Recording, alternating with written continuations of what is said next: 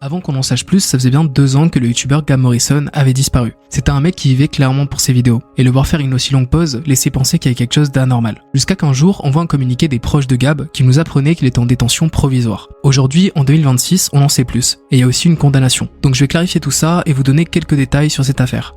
Gab Morrison, il s'est lancé sur YouTube il y a plus de 12 ans, et quand on voit le contenu qu'il faisait à l'époque, c'était exactement le même qu'il faisait avant de rencontrer des problèmes. Son contenu, ça a toujours été interviewer des rappeurs. Mais au début, c'était pas fou, le son puait la merde et la réalisation était loin d'être folle, mais peu importe le domaine, les débuts sont toujours difficiles. Au fur et à mesure du temps, il a commencé à aller dans plusieurs quartiers pour interviewer différents rappeurs. La caméra était pas d'une qualité exceptionnelle, les interactions aussi, mais la direction de Gab était claire. Parce que ça faisait déjà plusieurs années qu'il faisait la même chose, donc au bout d'un moment, ça allait bien marcher. Je dirais que c'est vraiment vers 2018-2019 où ce que faisait Gab a vraiment commencé à décoller. La réalisation des vidéos restait simple, mais là où les vidéos s'étaient améliorées, c'était dans la pertinence des échanges avec les rappeurs, et aussi dans la qualité de la caméra. Gab a fait des vidéos qui ont extrêmement bien fonctionné, en allant dans différents quartiers de France pour interviewer des rappeurs. Mais c'est pas un mec qui s'est limité à un seul pays, car rapidement, il a fini par aller à Londres, au Mexique, aux États-Unis, bref, il est allé un peu partout, et ça a rapidement été un mec très respecté pour les interviews qu'il faisait. Surtout que pour certaines vidéos, il prenait énormément de risques, en allant dans des endroits vraiment chauds. Les interviews de Gab étaient authentiques et c'est vraiment pour ça qu'elles étaient appréciées. On était loin des interviews de Mehdi Maizy qui ont un côté plus préparé. Ça ne veut pas dire que celles de Gab sont meilleures, c'est juste l'angle qui est différent. Aller voir des rappeurs directement dans leur cité pour les interviewer, c'est une approche très naturelle. Mais le truc c'est que Gab s'est souvent retrouvé dans des environnements où la drogue et les armes pouvaient circuler. Et dans ma première vidéo, j'avais émis l'hypothèse de comme quoi sa chaîne pouvait être une mine d'or pour la police. Surtout lorsqu'il allait dans des quartiers français, il y a beaucoup de photos où il est entouré de mecs armés et honnêtement ça peut facilement attirer l'attention des autorités. Puis à force de se retrouver mêlé à cet environnement, on peut finir par changer, c'est une vérité. Mais Gab en interview était ferme sur ça. Lui son boulot c'était simplement les interviews.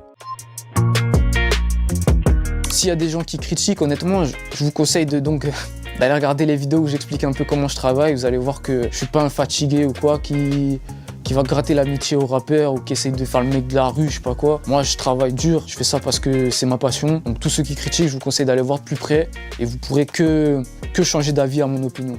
Gab se montrait comme un mec simple sans essayer d'imiter ce qu'il n'était pas. Et moi à l'époque quand je regardais ses vidéos, je voyais juste un mec passionné qui était juste focus sur son contenu. La dernière vidéo que Gab a postée à ce jour, c'était en avril 2024. Et dans cette vidéo, il visitait le quartier Golfe Sud au Sénégal. Mais après cette vidéo, plus rien. Une disparition sans qu'on ait aucune nouvelle pendant 7 mois. Mais vers novembre 2024, on a eu un communiqué des proches de Gab, où on a appris qu'il avait eu des problèmes avec la justice. Gab a été placé en détention provisoire, mais ses proches pensaient que ça allait pas durer très longtemps. Sauf que ça fait depuis 1 an que ça dure, donc tout le monde se demandait ce qu'il avait bien pu faire pour se retrouver en détention aussi longtemps. Il y a un truc important à mentionner, c'est que plus le temps avançait, plus Gab s'imprégnait beaucoup trop de son environnement. Sur son Insta, on pouvait voir de nombreuses photos de lui où il pouvait maintenant tenir des armes. Si avant c'était les gars qu'il allait voir dans divers quartiers, qui pouvaient être armés, lui aussi s'amusait à prendre des armes pour faire des photos avec. Le risque en faisant ça, c'est de petit à petit trop s'imprégner de l'environnement qu'on côtoie. Mais il y a aussi le fait que pour la police, il pourrait y avoir encore plus de matière à se pencher sur lui, en scrutant sa chaîne YouTube et ses réseaux.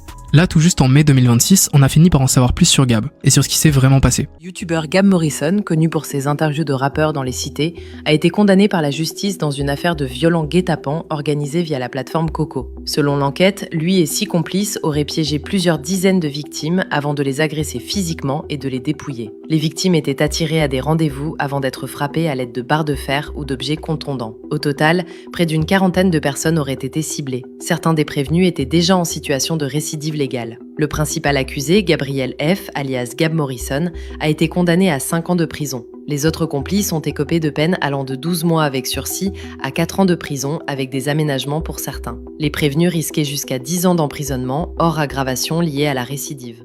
Déjà pour mettre les choses au clair, la plateforme Coco dont Gab et ses collègues se sont servis pour piéger leurs victimes, ça a fini par être fermé car c'était un repère à prédateurs. Car ce site-là servait à faire des rencontres mais il n'y avait aucune vérification d'âge. Donc des mineurs pouvaient facilement s'inscrire dessus. Ce site était ultra problématique pour plein d'autres raisons, donc c'est pour cela qu'il a été fermé. Mais du coup Gab Morrison dans tout ça, il aurait été le principal meneur de plusieurs guet-apens pour piéger des... Là on pourrait se dire que la cause est noble en soi, parce que honnêtement c'est tout ce qu'il mérite, mais le truc c'est que Gab n'avait absolument rien à en tirer à piéger des raclures pareilles. Parce qu'au final aujourd'hui il se retrouve incarcéré. La violence de laquelle il s'est imprégné l'a peut-être fait changer. Et voir que de telles ordures traînaient sur Coco, ça lui a peut-être donné une raison valable de passer à l'acte. Gab et d'autres hommes ont été arrêtés. Et par les autres prévenus, Gab aurait été désigné comme le meneur de ces différents guet-apens. 5 ans de prison, c'est une peine ultra lourde quand on sait que les raclures qu'il a piégées prennent bien moins. L'avocat de Gab a dit un truc important pour le défendre. Il a dit que considérer que Gab aurait été le meneur ne serait pas crédible, car il avait aucun intérêt personnel à commettre de tels faits. Puis il a aussi mentionné les profils des différents gars jugés avec Gab. Et qu'en les voyant, il ne voit pas comment Gab aurait pu leur donner des ordres. Gab a été relaxé pour certains faits, mais c'est lui qui a écopé de la peine la plus lourde.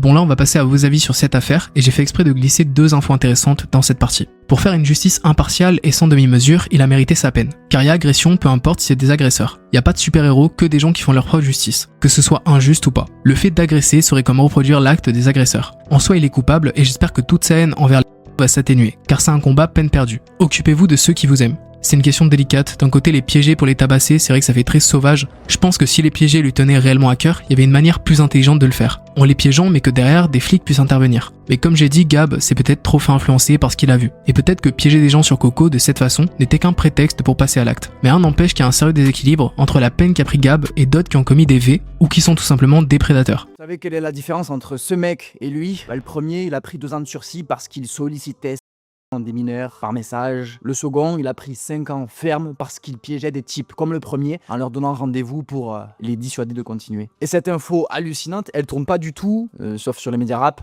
Et c'est tout. Parce que rapido, pour ceux qui ne connaissent pas, qui est Gab Morrison, le fraîchement condamné, c'est près de 2000 vidéos d'interviews de rappeurs en immersion chez eux, dans les quartiers parfois les plus chauds du monde entier. Des vidéos qui ont fait de lui clairement une référence dans le milieu, bref, sous-côté de fou. Depuis ce 22 mai, ce qui l'attend, c'est le dodo en prison, après que la justice l'ait rendu responsable de guet-apens, lui et ses 6 complices, pour les actes commis en 2024. Les poursuites sont extorsion, tentative d'extorsion, puis violence et association de malfaiteurs. Tout ça donc via l'application Coco, qui n'existe plus depuis aussi 2024 puisque ni à les. Et vous voulez rire, vous savez qui sont nommés les victimes par le tribunal qui a rendu la décision, ceux en quête de relations intimes qui se sont fait donner des rendez-vous pour rencontrer des mineurs, et ça ils le précisent pas à la base, et sont repartis la gueule amochée et dépouillés. Alors, je ne cautionne pas ces actes publiquement, ces personnes sont très probablement pas maîtres de leurs désirs et sont psychiatriquement instables, faut pas le refaire. Blablabla. Sinon, on va attendre jusqu'à quand en fait pour être beaucoup plus efficace dans la protection de l'enfance, pour enfin lancer un système qui met fin à cette explosion des barjots comme si c'était un virus. On les punit ou faites tourner l'info? Puis aussi autre chose, ces affaires de guet-apens, ça fait longtemps que ça traîne, précisément depuis 2024. Le moment où les faits ont été commis, c'était entre janvier et mars 2024. Et ça correspond exactement à la fin des vidéos de Gab Morrison, car sa dernière vidéo a été postée le 1er avril. Gab Morrison, en vrai, c'est dommage, parce que comme j'ai dit, il y avait plus intelligent à faire si vous voulez vraiment piéger des... Là, il s'est attiré des problèmes et il va passer un long moment en prison pour ce qu'il a fait. Et ça va aussi mettre sur pause ce qu'il aimait réellement faire pendant une longue durée. Parce que là, sa commu est pas prête de revoir des reportages de sa part. Bon, j'ai vu que la vidéo faisait pas 8 minutes, donc je vais faire durer le truc, je suis honnête. Du coup, ce mois-ci, je vais bombarder. J'ai préparé plein de trucs, genre là, j'ai des petits sujets. Ils vont peut-être pas tous y passer, mais Calamité, Sifano, GameX13, c'est sûr. Mais après, je reviens que sur du long format. Donc là, j'ai ces sujets-là, je vais les faire en priorité. Mais après, on verra pour la suite. Donc restez branchés, il y a du lourd qui arrive.